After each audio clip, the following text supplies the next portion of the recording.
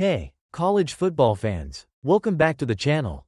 The college football playoff kicked off with a bang on Friday night. And while there was plenty of drama, there's one thing that has already caused a lot of controversy: Indiana being in the playoff in the first place. We all saw Notre Dame blow out Indiana 27-17. But let's be real, the game wasn't nearly as close as the final score suggests. Notre Dame was dominating, leading 27-3 before Indiana scored a couple of late touchdowns to make the game look more respectable.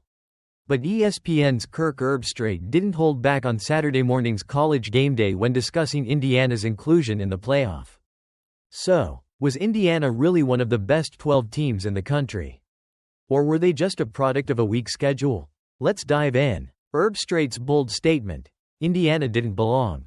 It's not every day you hear an analyst like Kirk Herbstreit go all in like this.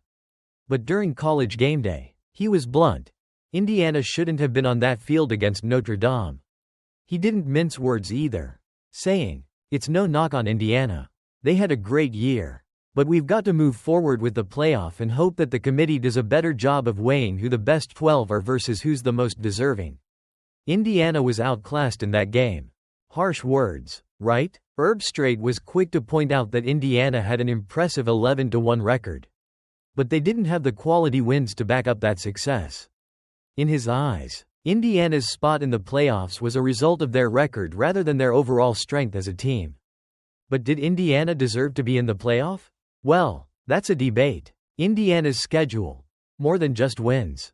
Sure, it's easy to criticize Indiana's schedule. But let's not forget, they didn't exactly have a cakewalk.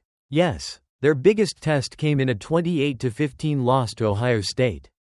But Indiana also went up against teams like Michigan and Washington, both of whom had just come off a national championship appearance the previous year. Were those teams weaker this year? Absolutely. But that doesn't mean Indiana should be punished for beating them, right? Here's where the argument gets tricky. Indiana's only loss came to a top 10 team in Ohio State, and they beat two teams that had played in last year's national title game. Their record is certainly impressive, even if their schedule wasn't stacked with heavyweights. Does that deserve a playoff berth? The case against other teams.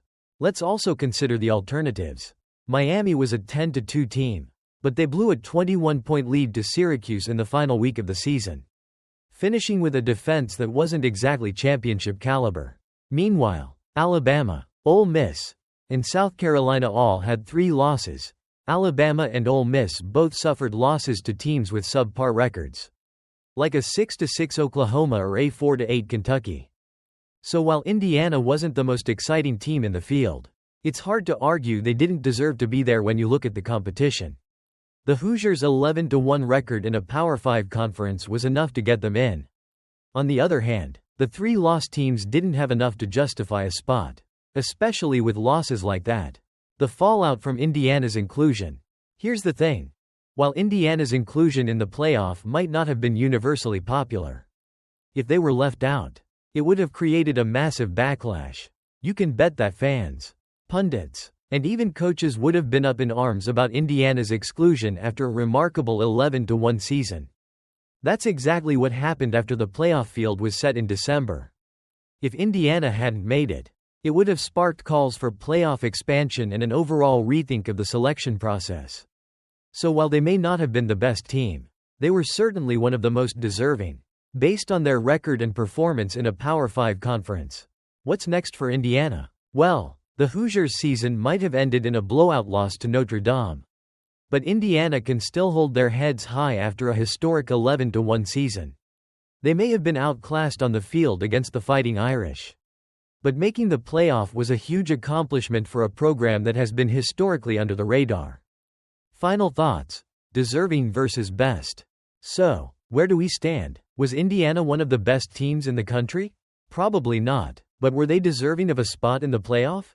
Absolutely. The playoff isn't just about who has the best players or the most star power. It's about rewarding teams that have had a remarkable season. And Indiana did just that. But as Kirk Herbstreit pointed out, maybe the committee needs to do a better job of figuring out which teams truly have the potential to compete for a national title, not just the ones with the best records. That's all for today's breakdown. What do you think? Was Indiana outclassed, or were they just a victim of a tough matchup against Notre Dame? Let me know in the comments below. And as always, make sure to like, subscribe, and share this video with your fellow college football fans. Don't forget to hit that notification bell so you never miss a video from us. Thanks for watching, and I'll catch you in the next one. Hey there, football fans. Welcome back to the channel. Hope you're ready to dive into the wild world of college football. Because today we've got some spicy takes, jaw-dropping results, and, of course, a little bit of fun along the way. So grab your snacks, settle in, and let's talk about the 2024 College Football Playoff, a topic that's as hot as your grandma's chili on a summer day. You know, the kind that leaves you both impressed and questioning your life choices afterward. But before we get into it, don't forget to hit that subscribe button and give this video a big ol' thumbs up. Share it with your friends, especially those who claim they know more about football than you. Trust me, they'll be eating their words after this one. Alright, enough chit-chat, let's get into the action. Indiana's playoff debut, a hard lesson in college football reality. Okay, first off, let's talk about Indiana, the team that made it into the 2024 College Football Playoff and instantly became the underdog in everyone's eyes. Seriously, 11-1 record? They might as well have been a miracle team that no one saw coming. Some of you might have heard of them because, honestly, they're not a household name like Alabama or Ohio State. But Indiana Hoosiers had some serious bragging rights heading into the playoffs. Let's break it down. Indiana had a strong regular season with an 11-1 record. Their only loss was to Ohio State, a top-tier team. No shame there. They were cruising, taking down teams like Michigan and Washington, two heavyweights from last year's national championship scene. All eyes were on them, and the hype was real. But then, reality hit hard. They found themselves facing Notre Dame in the first round of the playoffs. And well, let's just say it didn't go as planned. Notre Dame showed them that the college football playoff is a whole different ballgame. Now, here comes the fun part. Kirk Herbstreit, an ESPN analyst and all-around football guru, got some attention for his take after the game. He said, Indiana was outclassed in that game, adding that they didn't belong on the field with Notre Dame. Harsh? Yeah, but is it accurate? Not so fast. Kirk, sure, Indiana got whooped, but that doesn't automatically mean they didn't belong there. But guess what? Hindsight is always 20/20. And it's easy to be critical when the scoreline looks one-sided. I'm sure if Indiana had won, Herbstreit would have been singing a different tune. You can't judge a team purely based on how they perform in one playoff game. After all, Indiana worked their tails off all season to earn their spot. And just because they didn't pull a miracle doesn't mean they shouldn't have been there in the first place. The SEC, big boys, and the Indiana debate. Let's take a moment to talk about the real conversation here. Who should have made it instead of Indiana? Here's where things get juicy. Some folks were out there suggesting that teams like Alabama, Ole Miss, and South Carolina should have been in the playoffs instead of Indiana. Really? I get it. The SEC always has a flair for drama and flashy plays. But 3 losses is not a good look, especially when those losses include a 6-6 Oklahoma and a 4-8 Kentucky. Come on. If you can't beat a team that finishes with a losing record, can you really be considered a contender? The Hoosiers, on the other hand, didn't just sneak in with a few easy wins. They went 11-1 in a Power 5 conference. And yeah, maybe their schedule wasn't killer, but they did what they needed to do. And here's the kicker. What if those other teams, like Ole Miss, had done better and avoided those embarrassing losses? It's all about consistency and execution. Not just flashy plays or big names. This year, Indiana earned their spot by handling business throughout the regular season, and they had every right to be in the playoffs.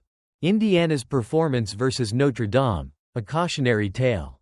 Now let's get real for a second. Indiana didn't perform well against Notre Dame, and we can't sugarcoat that. 27-17 might seem close, but when you watch the game, it was clear that Notre Dame dominated most of the match. Indiana didn't seem to have any answers for Notre Dame's defense, and their offense couldn't keep up. But hey, that's football for you. Sometimes, the ball doesn't bounce your way. A lot of fans are out there saying, "See, told you they didn't belong." Well, that's a bit harsh. Indiana didn't get the result they wanted. But that doesn't mean they shouldn't have had the opportunity to try.